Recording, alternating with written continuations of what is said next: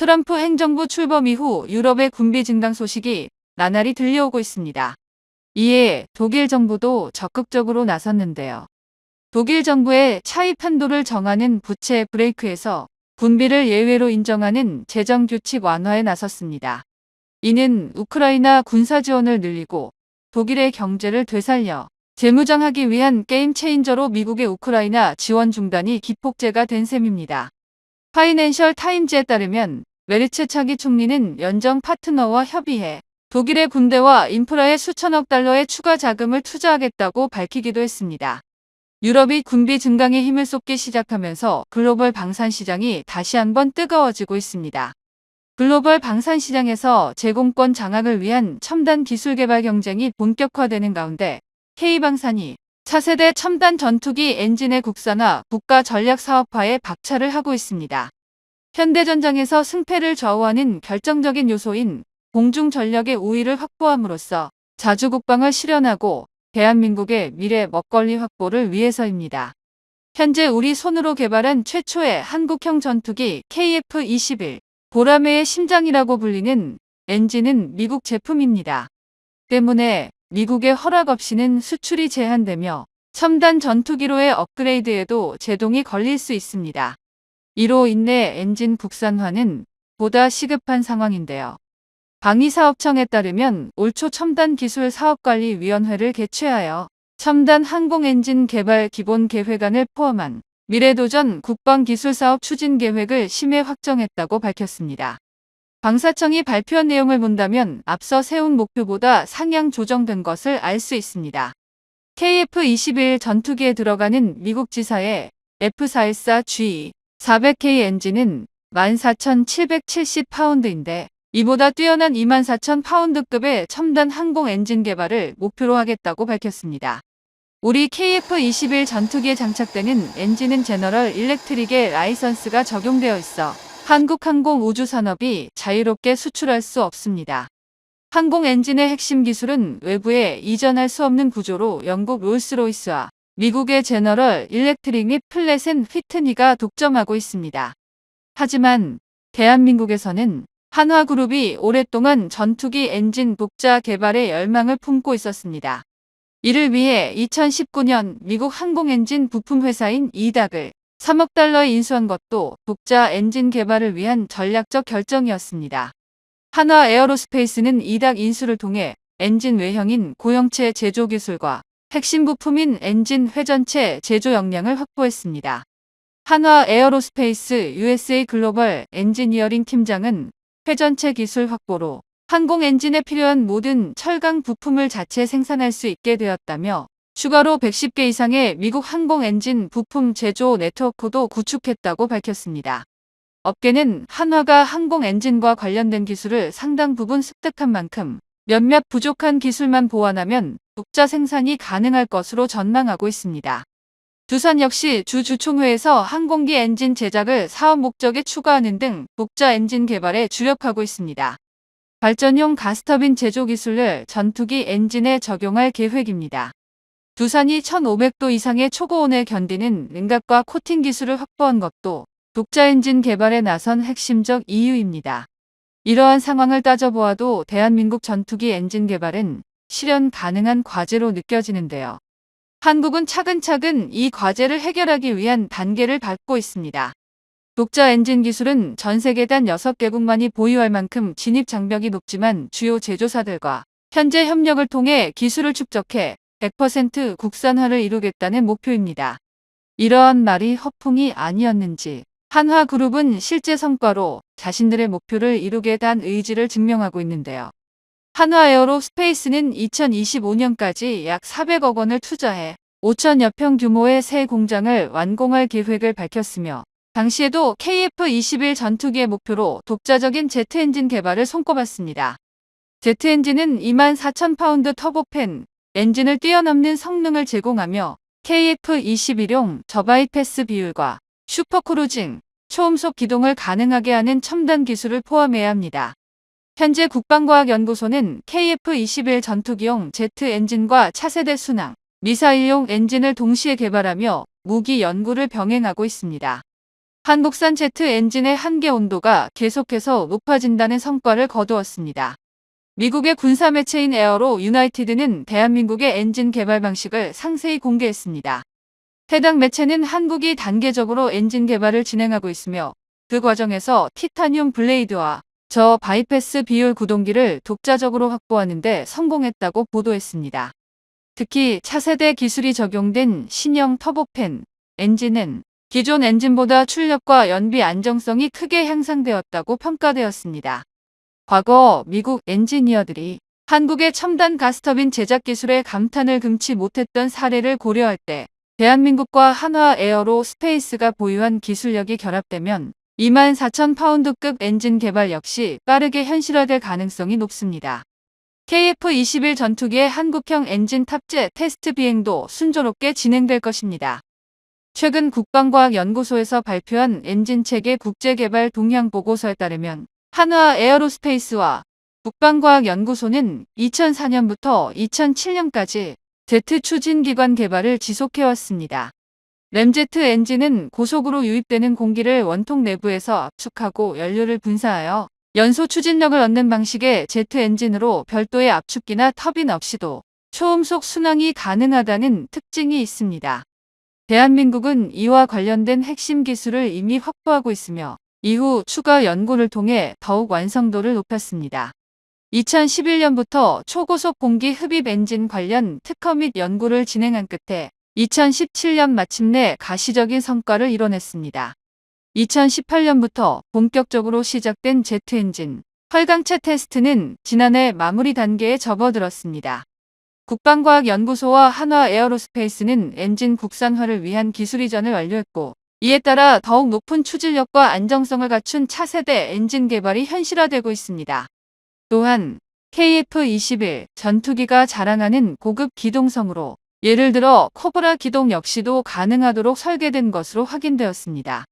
대한민국은 이처럼 초음속 비행부터 공중기동 시험까지 성공적으로 수행하며 세계 군사 전문가들의 주목을 받고 있으며 최근에는 미사일 발사 실험을 통해 동체 안정성을 다시 한번 입증했습니다. 현재 대한민국은 3만 파운드급 추력을 갖춘 차세대 엔진 개발에도 박차를 가하고 있으며 이 소식이 공개되자 세계 군사 전문가들은 대한민국의 항공 엔진 기술력이 예상보다 훨씬 뛰어나다는 점을 인정하고 있습니다.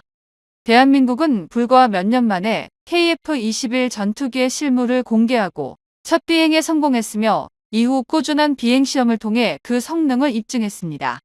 이는 다른 국가들이 수십 년간 시도했음에도 제대로 된 전투기 개발 성과를 내지 못하는 것과 비교하면 대한민국의 기술력과 개발 속도가 얼마나 대단한지 단적으로 보여주는 사례입니다. 그러나 대한민국은 여기서 멈추지 않고 한국형 엔진 탑재 비행 테스트를 성공적으로 진행하며 엔진 개발에서도 눈부신 성과를 거두었습니다. KF-21 전투기는 기존 전투기보다 더욱 신속하고 민첩한 기동이 가능하며 이 같은 성과는 대한민국의 우수한 군사기술력을 다시 한번 입증하는 계기가 되고 있습니다.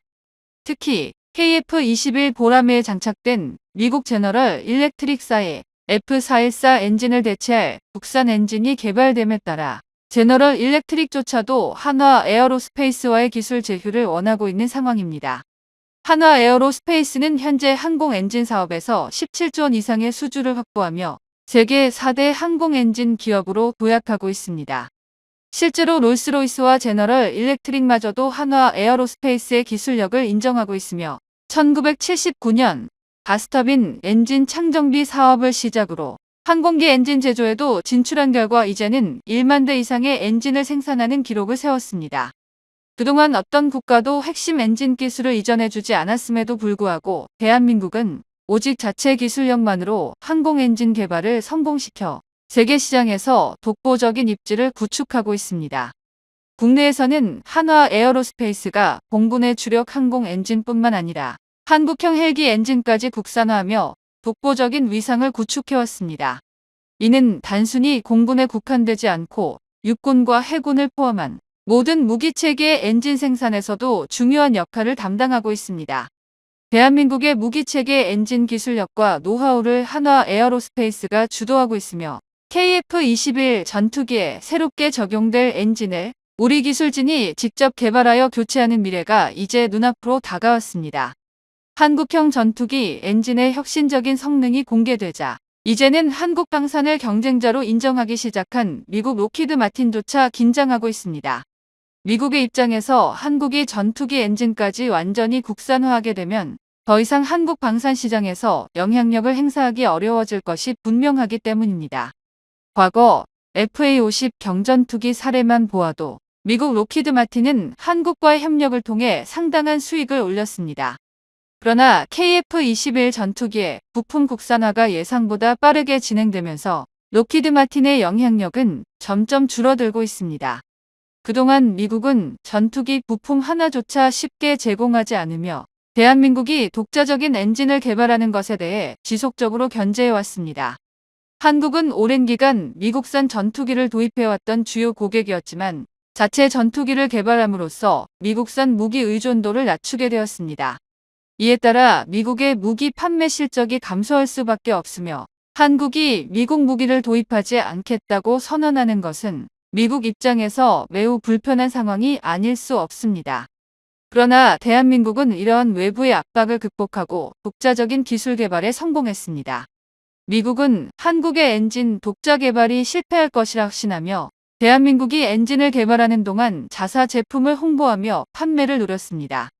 하지만 그들의 예상은 완전히 빗나갔습니다. 대한민국은 전투기 개발에서 가장 어려운 기술로 평가받는 터보팬 제트 엔진의 핵심 기술을 독자적으로 확보하는 데 성공했습니다. 한국 항공우주산업은 이제 로키드 마틴의 F-35 전투기와 경쟁할 수 있을 만큼 성장했습니다.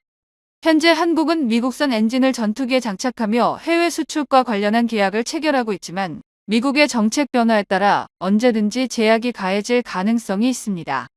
따라서 한국의 기술력 발전과 글로벌 방산 시장에서의 경쟁력을 확보하기 위해 엔진 국산화는 필수적입니다. 특히 자체 부품 생산을 통해야만 수출의 제한을 피할 수 있습니다. 전투기 성능이 아무리 뛰어나더라도 부품 공급이 제한된다면 결국 판매가 불가능해지기 때문입니다. 일본의 전투기 개발 사례를 보면 무리한 국산화로 인해 비용만 급격히 증가하고 실제 기술 발전은 지지부진한 상태에 놓여 있습니다. 일본은 여전히 모든 부품을 국산화하려 노력하고 있지만 과도한 비용 문제로 인해 진전이 느린 상황입니다.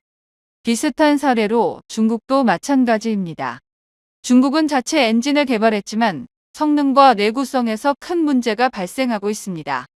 중국이 젠20 전투기를 위해 개발한 WS-15 엔진은 예상했던 성능을 내지 못하고 있으며 엔진 내구성 문제도 심각한 수준입니다. 이에 대해 중국 내부 관계자조차 근본적인 해결책이 없다고 인정하고 있습니다. 엔진 개발에 필요한 고급 합금 소재의 품질이 떨어지며 기술력도 20년 이상 뒤처져 있다는 평가를 받고 있습니다. 실제로 베이징 항공우주연구소장은 차세대 엔진의 기술적 문제는 해결되었지만 엔진 제조에 필수적인 고급 합금 소재 생산 문제는 여전히 극복되지 않았다고 밝혔습니다. 이러한 국제적인 흐름 속에서 한국은 단계적인 국산화를 통해 경쟁력을 확보해야 합니다. 세계 전투기 시장에서 우위를 점하기 위해 엔진 국산화는 필수적이며 동시에 현실적인 접근 방식이 필요합니다. 지금 아시아에서는 아주 빠르게 군사력을 증강시키며 동북아시아 나라들은 물론 유럽의 강대국들까지 주목하게 만드는 나라가 존재합니다. 바로 우리 대한민국인데요.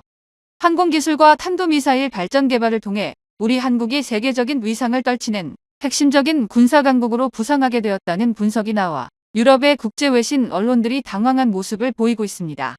현재도 세계 4위의 군사력을 가진 대한민국이 5년 내에 세계 3위의 군사력 순위로 빠른 발전을 이룰 것이라는 유력한 분석이 막강한 힘을 얻고 있는데요. 무엇보다도 이 사실에 대해 중국 당국은 한반도에서 대치하고 있는 대한민국의 군사력 증진 계획에 매우 큰 위기감을 드러내고 있습니다. 가장 대표적인 게 바로 KF-21인데요. 이번에 한국이 개발한 스텔스 신소재가 KF-21의 양산에 본격적으로 활용될 시 현존하는 탐지 장비로는 KF-21을 상대하는 것이 매우 까다로워질 것이라는 분석이 속속 등장하고 있습니다. 실제로 이 때문에 그간 한국의 KF-21을 폄하하기 바빴던 나라들에서 당혹감을 보이고 있는 상황인데요.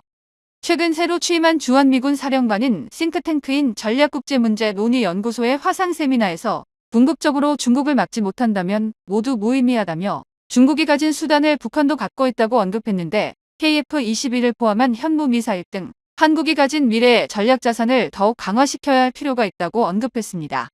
이처럼 최근 한국형 초음속 전투기 KF-21의 실전 미티어 미사일 발사 성공 이후 매우 이례적으로 세계 최강의 전투기를 보유하고 있는 미국에서는 현재 한국이 보유한 기술력을 인정한다는 놀라운 분석 결과가 나와 전 세계적인 화제가 된 바 있었는데요. 심지어 이 보고서에서는 향후 KF-21이 한국 공군에 전력화됐을 때 주변국들에게 얼마나 위협적인 존재가 되는지에 대한 구체적인 시뮬레이션 결과를 공개하며 충격을 주고 있습니다. 미국 CSIS 등 주요 싱크탱크 사이에서는 한국이 향후 200대의 KF-21을 확보하게 된다면 대한민국의 군사력이 비약적으로 향상될 것으로 전망했기 때문인데요. 또한 각국의 국제기관에서도 이와 유사하게 한국의 차세대 전투기인 KF-21의 확보로 인한 공군력 증강으로 인해 동북아시아의 패권이 이동할 수 있다고 예견하기도 했습니다. 더욱 충격적인 사실은 이들 매체들에서 2030년대 이후 한국의 차세대 전투기의 배치가 마무리되는 시점에서는 만약 중국과의 관계가 악화되어 군사적 대립이 생길 시 이전까지와는 전혀 상상하지 못한 놀라운 결과가 나올 수 있다고 분석했다는 점이었는데요. KF-21 수백여 대가 이번에 성공한 공중급유를 통해 베이징이나 중국 핵심 지역에 발을 디딘다면 중국에서 그토록 자랑하는 젠20 전투기를 제압한 뒤 중국 일대 방공망을 손쉽게 무력화시키는 것은 물론이고 이후 현무미사일과 전력폭격 등으로 중국의 주요 군사시설들을 초토화시킬 수 있을 것이라고 평가했습니다. 이처럼 미국 싱크탱크뿐만 아니라 다수의 외신들에서 조차 KF-21의 능력을 매우 높이 사고 있는 결정적인 이유는 바로 KF-21의 적외선 탐색 추적 장비가 탑재되어 있기 때문인데요. 현재 미국에서 가장 중요하게 생각하는 게 바로 레이더와 결합된 추적 장비인데 이는 미국 로키드 마틴이 개발 중인 6세대 전투기 프로젝트인 NGAD의 핵심 기술입니다. 미국 로키드 마틴이 개발 중인 NGAD 프로젝트는 2040년대 완료 예정인데요. 최첨단 기술로 무장한 미국의 6세대 전투기 NGAD는 차후 대다수의 전투기들이 기본적인 옵션이 될 스텔스 기능을 무력화할 수 있는 광자 레이더 기능을 개발하고 있습니다. 광자 레이더 기능의 개발은 전투기의 판도를 완전히 뒤바꿀지도 모르는 기술이 될 것으로 미국에서도 개발 중인데요. KF-21 전투기에 달려진 적외선 추적 장치 역시 6세대 개발에 중점이 되는 기술입니다. 적외선 추적 장치라 함은 위협 표적을 신속하게 탐지 추적하고 적외선 영상 정보를 파일럿에게 제공하는 경량화된 적외선 센서를 뜻합니다. 쉽게 설명하자면 적외선 추적 장치는 적외선 센서를 사용해 기존 레이더가 탐지해내지 못하는 영역의 물체를 확인하거나 추적할 수 있는 기능을 제공해주고 있으며 심지어 실전에서의 기능은 전파 반사 통제 상황에서 전투기가 은밀하게 작전을 수행할 수 있게 만들어주고 적에게 최대한 노출되지 않고 적기를 파괴할 수 있도록 도와주는데요. 여기에 더해 적의 전자전 경보 수신기 장치에도 걸리지 않고 방해를 받지 않으면서도 일정한 거리 내에서 다른 레이더보다 더욱 정밀하게 접근 위치를 파악할 수 있도록 해줍니다. 놀라운 점은 이런 압도적 성능을 자랑하는 적외선 추적 장치 기술력은 이미 개발된 지 오래되었지만 현재 다시금 전 세계적으로 주목하고 있다는 것입니다. 우선 현재 세계 각국의 전투기 기술력의 척도가 되고 있는 것이 바로 스텔스 기술이라는 점을 주목해야 하는데요. 아시다시피 스텔스기는 적군의 레이더망에 걸리지 않도록 하는 첨단 소재가 적용된 비행기로 주로 적의 진영에서 은밀한 공습이나 탐색, 핵심 임무를 수행하고 있습니다. 여기에서 스텔스기가 적에게 포착되지 않은 이유는 바로 적군이 쏘는 레이더 주파를 스텔스기에 사용된 RAM 도료나 스텔스기로 제작된 구조로 전파를 상쇄시키는 기능을 보유하고 있기 때문인데요. 그렇기에 미국에서도 6세대 프로젝트인 NGAD의 해당 기술력을 뒤늦게 발전시키고 있으니 현재 세계적으로 얼마나 각광받는지를 알 수 있습니다. 게다가 현재 KF-21이 전 세계적으로 주목을 받고 있는 이유 중 하나로 KF-21에 탑재된 적외선 추적 장치의 기술력이 EOTGP와 연동해 광학적으로 더욱 진보되었고 A사 레이더와 더불어 항공기 내의 모든 시스템과 상호 보완을 하도록 설계되어 있기에 원거리 교전과 근거리 교전 능력이 극대화될 것이라는 점이 전문가들의 분석에서 나오고 있는데요. 심지어 최근 중국에서 KF-21의 부족한 무장 탑재량과 떨어지는 스텔스 성능을 조롱하며 자국산 스텔스 전투기의 육중한 덩치로 무장탑 재량을 자랑한 바 있었습니다. 그러나 수많은 외신들에서는 이미 노출되었다시피 중국이 그토록 자랑하는 스텔스 전투기는 육중한 덩치에 걸맞지 않게 엔진 기술력이 처참할 정도로 떨어져 교전 시 부족한 전투기의 추진력을 내기 위해 애프터버너를 필연적으로 사용할 수밖에 없다는 분석이 나온 바 있는데요. 그렇게 되면 당연히 적외선 추적 장치를 탑재한 KF-21의 탐지거리에 손쉽게 포착되기 때문에 중국이 그토록 자랑스러워하던 스텔스 기능은 이미 완벽하게 무력화된 것과 다름이 없으며 공중전에서 무장 탑재량을 포기하지 못하는 덩치 역시 기동력을 떨어뜨리는 결정적인 역할을 하기에 이 역시 치명적인 단점이 될 것이라고 분석되고 있습니다.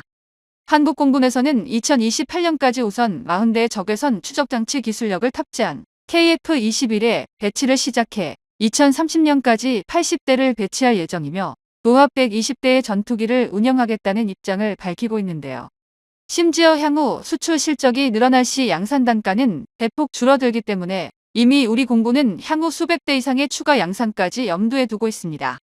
특히 얼마 전 한국이 개발한 스텔스 신소재는 현재 적외선 추적장치의 기술력과 더불어 향후 4.5세대 전투기를 넘어 5세대나 6세대 전투기로 거듭날 수 있다는 긍정적 전망들이 속출하고 있고, 심지어 해당 신소재는 미국도 기술적 난이도가 높아 양산을 포기해버렸던 기술력이기 때문에 현재 세계 각국에 엄청난 관심이 집중되고 있는 상황입니다.